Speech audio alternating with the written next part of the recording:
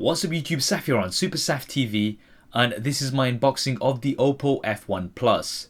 So you guys may have seen my full review of the Oppo F1, and that was a budget offering with some very nice specs, and Oppo are aiming to do that on a larger scale with the F1 Plus. So inside the box you get some documentation, a micro USB to USB cable, a VOOC or VOOC Flash Charger Mini, which can charge the device up to 75% in half an hour, and that's quite impressive considering that this has a 2850 mAh battery. You have some earphones, a SIM card ejector tool, and also a clear case. Now this is definitely a nice touch. I like the fact that you get a case inside the box so you can protect your device straight away. Now let's take a closer look at the Oppo F1 Plus. We'll remove the plastic firstly. And up front you can see a 5.5 inch AMOLED Full HD display, and what stands out to me here is the super thin bezels. They're probably some of the thinnest that I've seen out there and definitely look very nice.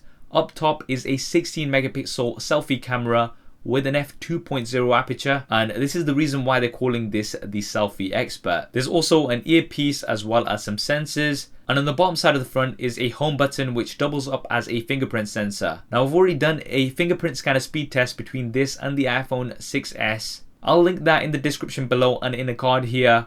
But long story short, this is super fast, and it's definitely one of the fastest fingerprint sensors that I've ever used. On the bottom is a 3.5mm headphone jack, a mic, a micro USB input, as well as a bottom facing speaker.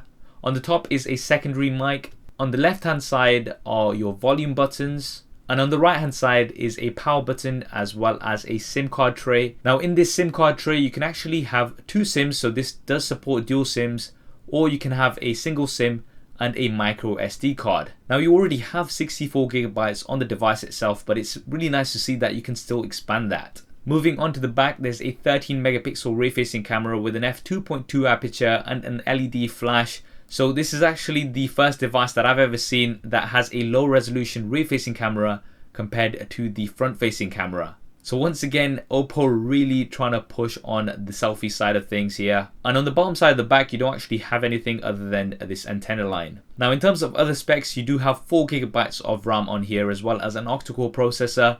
I'll link to the Oppo F1 Plus in the description below if you want to find out more details and see more specifications. In terms of my first impressions, I think this looks like a very promising device. Personally speaking, I'm very impressed with that super thin bezel as well as the rapid fingerprint scanner. What do you think of the Oppo F1 Plus? Drop me a comment below and let me know your thoughts. I hope you enjoyed this video and found it useful. If you did, then please do hit that thumbs up button for me. It really does help me out. And if you haven't already, then be sure to subscribe. I've got plenty more content coming up on here.